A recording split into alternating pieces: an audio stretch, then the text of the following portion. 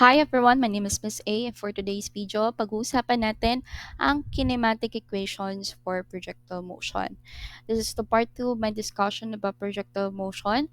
Pero kung hindi mo pa napapanood yung mga previous videos ko about this one, I highly recommend that you watch first my first two video para mas maintindihan nyo yung topic for today. The first video is all about UAM, accelerated motion, and uniform motion. And the second video is about the discussion about the characteristics of projectile motion itself. Speaking of projectile motion, let's have first a review about what is the definition of this phrase. So we have here it is a combination of uniform motion along horizontal and the motion of free falling body along vertical line. In short, when we say projectile motion, parehas na yung horizontal and vertical motion ang nararanasan natin at the same time. And take note, everybody, that the only force acted on the projectile motion should be, is the gravity. So there should be no air resistance and other forces except gravity na present sa projectile motion. Also, in the previous video, we had discussed the differences of the horizontal motion and vertical motion under projectile motion. And we got to realize na, magkaiba pala yung dalawang yun. Kahit na parehas silang nararanasan at the same time sa projectile motion. That is because class, primarily, yung projectile motion kasi nga ay only force of gravity yun ay experience. And in between of horizontal and vertical motion, si vertical motion lang ang mas naapektuhan sa presence ni gravity. That's why when we ask, is there force or meron bang force na nakakaapekto sa horizontal motion ng projectile motion during that kind of motion? Ang sagot ay wala, no, wala. And how about vertical motion? Yes, meron kasi may presence of gravity. Okay, how about acceleration? Pagdating sa acceleration ng horizontal motion, we got to know na it is 0 meters per second squared dahil nga it has constant velocity and constant displacement rin.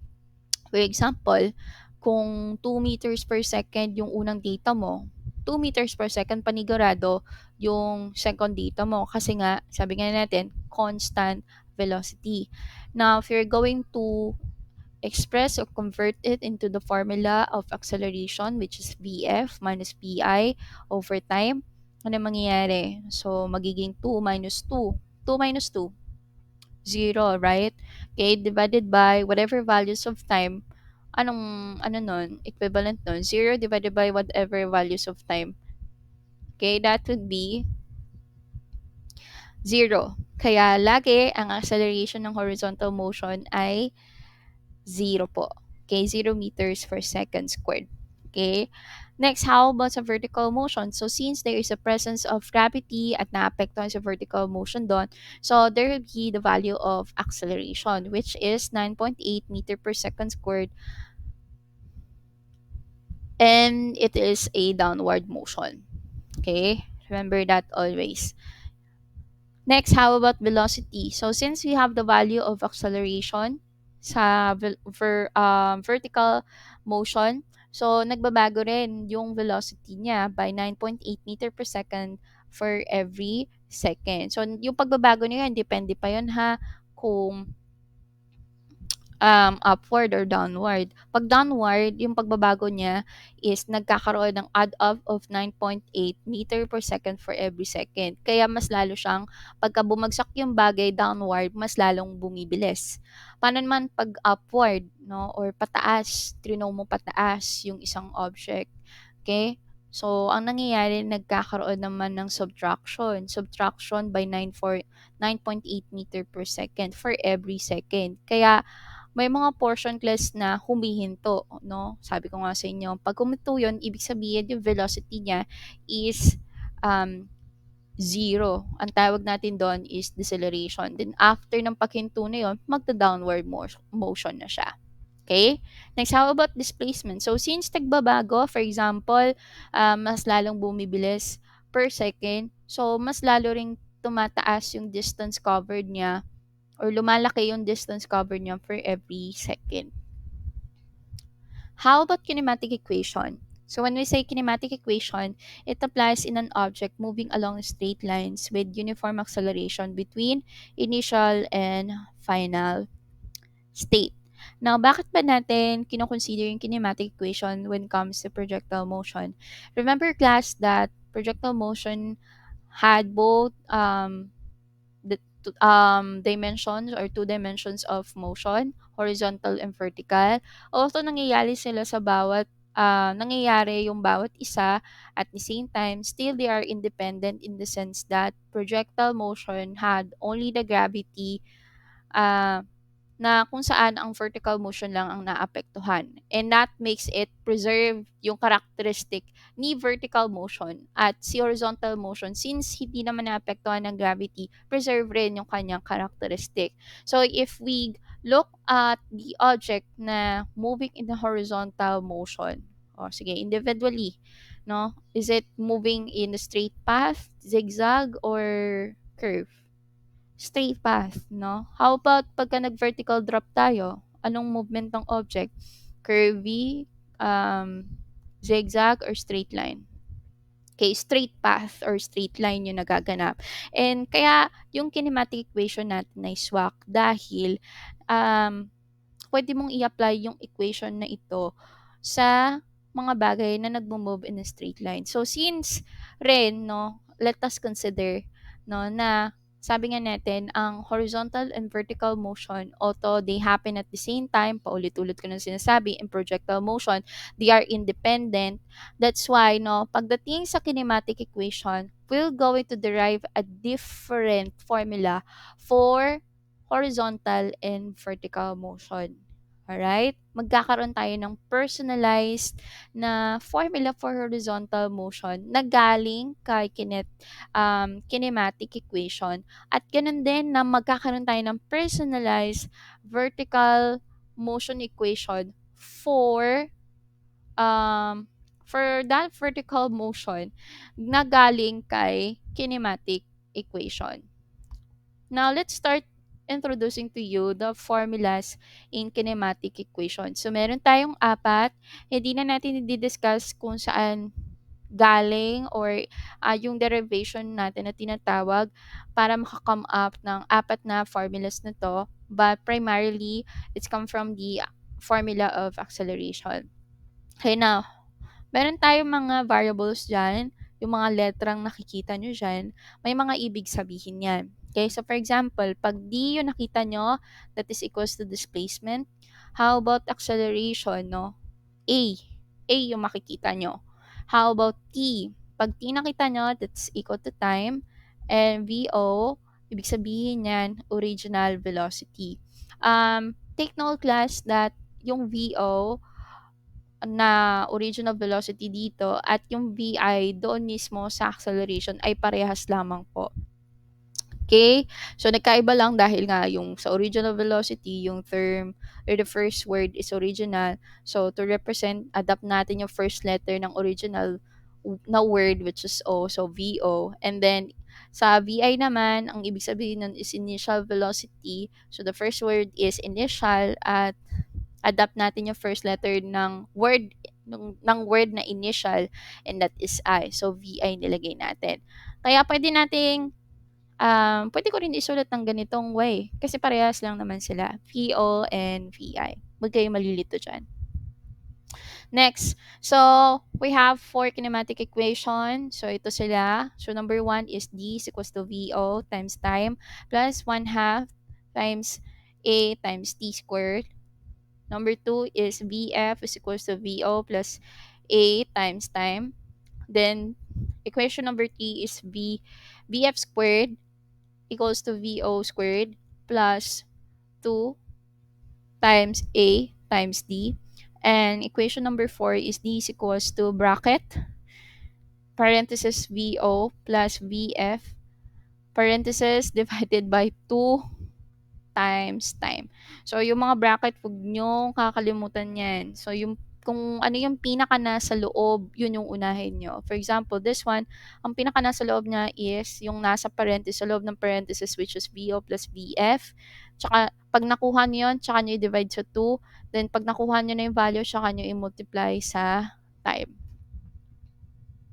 Now, to start with formulating or makagawa ng personalized na formula for horizontal motion na galing sa kinematic equation, let us consider this constants no, ng horizontal motion, which is the acceleration itself. No? At ang value ng acceleration for horizontal motion is equals to 0. Now, may nakikita kayong x dyan. Yung x nilalagay natin para malaman natin that we are working with horizontal motion since may sariling acceleration rin at may sariling value or hindi magkaparehas yung acceleration value ng horizontal and vertical motion.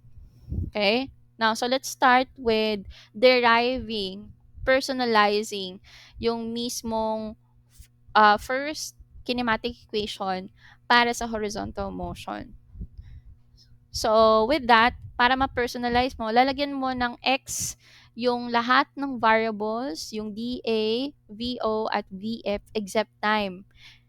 Okay? So, we have here dx is equals to VOX times time plus 1/2 times AX tapos times t squared. So, huwag kayong malilito ha. May mga subscript po yung mga x, no? Or nasa baba, mas maliit. Wala kasing subscript element sa aking platform na ginagamit. Okay, now.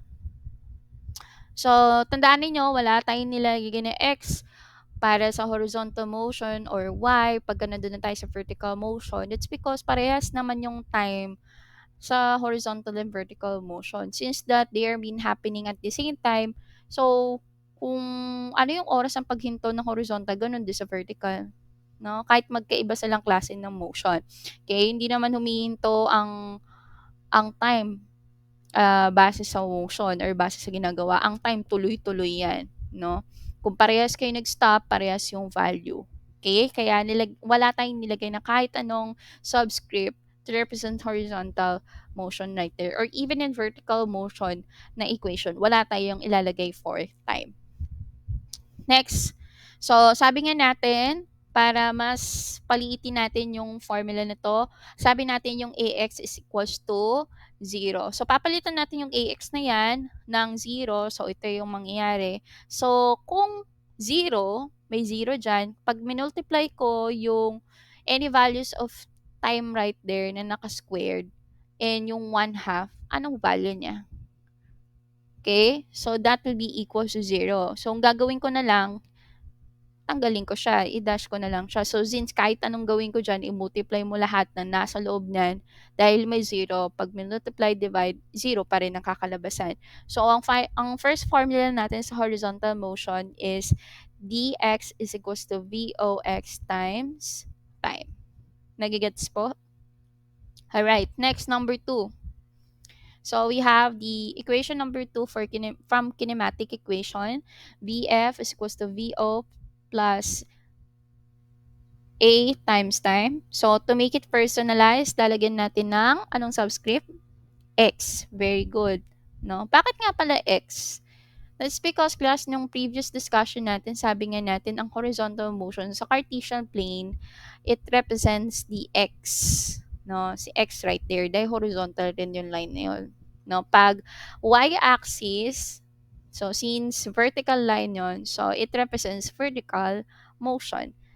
Okay? So, pagka nilagyan na natin ng subscript na X to represent horizontal motion, yung wino-workout natin na formula. So, for formula number 2, we have VFX is equals to VOX plus AX times time. So, may AX na naman tayo. So, since that AX is equals to 0, so mangyayari, lalagyan natin yung AX dan, express natin into 0. So, kung i-multiply ko yung 0 sa any values of t or time right there, ano ang sagot? 0. So, kung 0 lang din, i-cancel ko na siya. So, ang final final formula natin for number 2 is VFX is equals to VOX. Paki-take down notes po yung mga final na formula ng dinerive po natin, yung mga nakabilog na. Alright? Next, number 2 na tayo. Number 3, you may go back to the previous minutes so that you could record also the formula, and also you may pause to test yourself whether you understand this one and make your own derivation. Then after that, you play again when you are ready to know the answer or check your answers. Next, we have here the third formula from kinematic equation. We have VF squared is equals to VO squared plus 2 times A times T. So, to make it personalized, anong ilalagay? X, no? Kani-kanino? Kay VF, kay VO, A, tsaka D. Alright. So, magiging VFX squared is equals to VOX squared plus 2 times AX times DX. O, may AX na naman tayo. At ang AX is equals to 0. So, anong lalagay ko dyan? Gagawin kong 0. So, yung mga katabi niya, si dx saka si 2. Pagka minultiply ko yun sa 0, anong value? 0. Kahit anumang value ng dx dyan. Okay? So, ibig sabihin na, cancel ko na lang siya. So, the final formula is VFX squared, or yung pangatlo nating formula for horizontal motion is VFX squared is equals to VOX squared. Right. Next. How about the fourth formula? We have D is equals to bracket, parenthesis VO plus VF, parenthesis divided by 2, bracket times time. So, with that, ipa-personalize natin. Ano ilalagay natin ulit?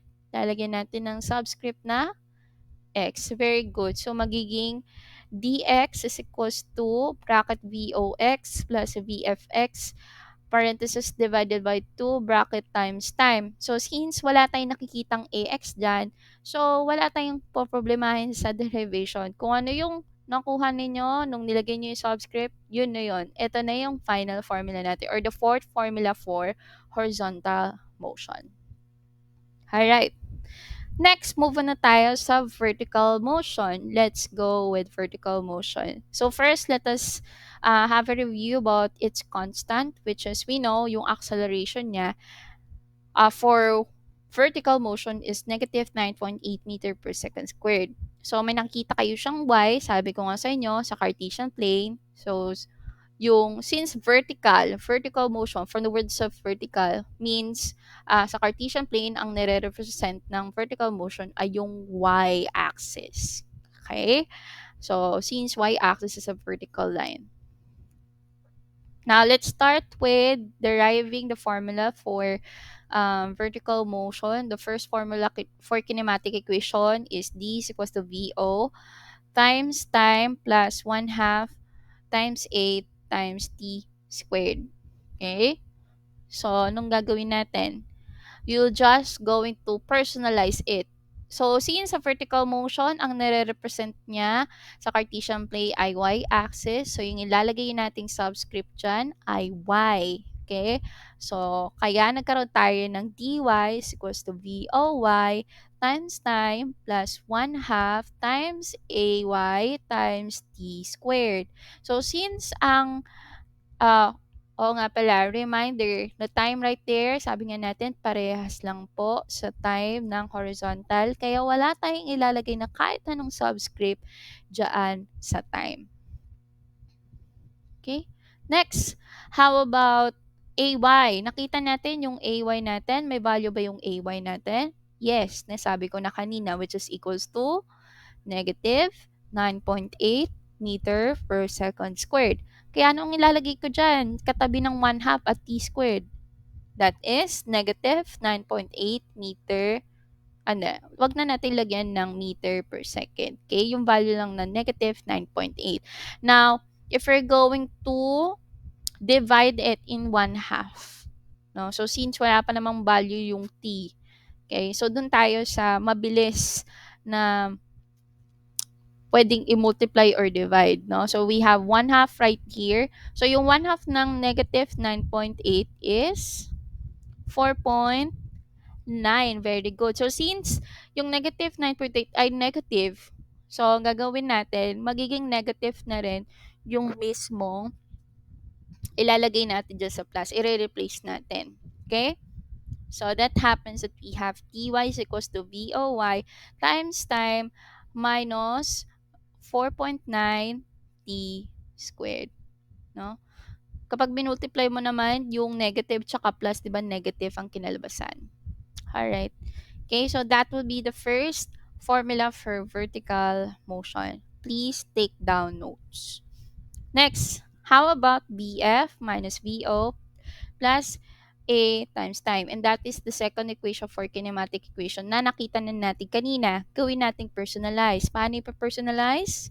Lalagyan ng subscript na y. Very good. So, magiging VFY is equals to VOY plus AY times time. So, may AY tayo at ang value ng AY natin is negative 9.8. So, ilalagay lang natin dyan sa AYs is negative 9.8. So, since wala namang malapit na pwedeng i-direct or i-multiply, may number na i-multiply or divide, so wala tayong gagawin sa 9.8. Pero dahil magkaiba, no, or negative to, yung ating 9.8, so i-multiply natin sa nakalagay na plus sa labas. So, magiging negative na siya. So, the second equation for this is VFY is equals to VOY minus 9.8 times time. Pakisulat po sa notebook. Next, third equation from kinematic equation is VF squared is equals to VF or VO squared plus 2 times A times T.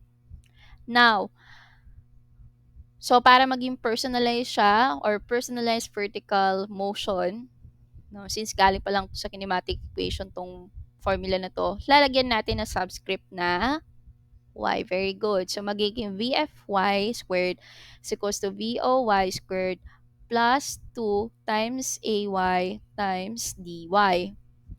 Okay, now, may AY tayo. Ano ulit ang value ng AY?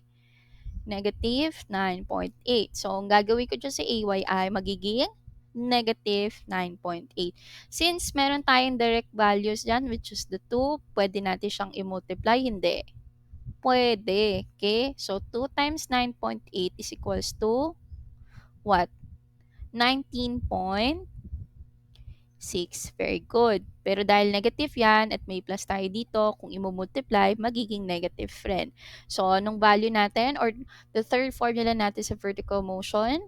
We have VFY squared is equals to VOY squared minus 19.6 dy or times dy. Alright. Let us go last equation natin. Okay, for vertical motion, we have the kinematic equation.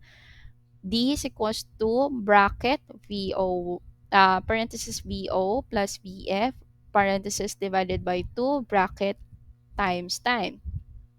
Okay, now, paano nga ulit gawing personalized tong kinematic equation na to into vertical motion formula? Okay, lalagyan natin na subscript na y. Okay, that's why we have here dy is equals to bracket parenthesis VOY plus VFY parenthesis divided by 2 times time. Since wala tayong nakita dyan na AY, may nakita ba kayong AY? Wala, di ba? Okay? So, dahil wala tayong convert, wala tayong multiply or divide. So, ito na po yung fourth formula natin. Alright? So, pakisulat po.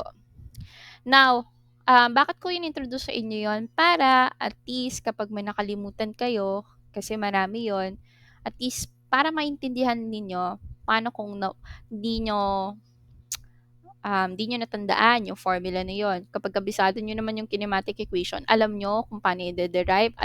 Pag alam nyo yung constant and yung kinematic equation, alam nyo kung anong magiging formula later on. Okay? So, ito, yung madalas na formulas na ginagamit natin, usual, common na formulas among of the formulas that you had. Okay? Pero mas better that you understand it the most. Okay? In any scenario. So, yun lamang. Abang po sa part 3. Okay? And goodbye everybody.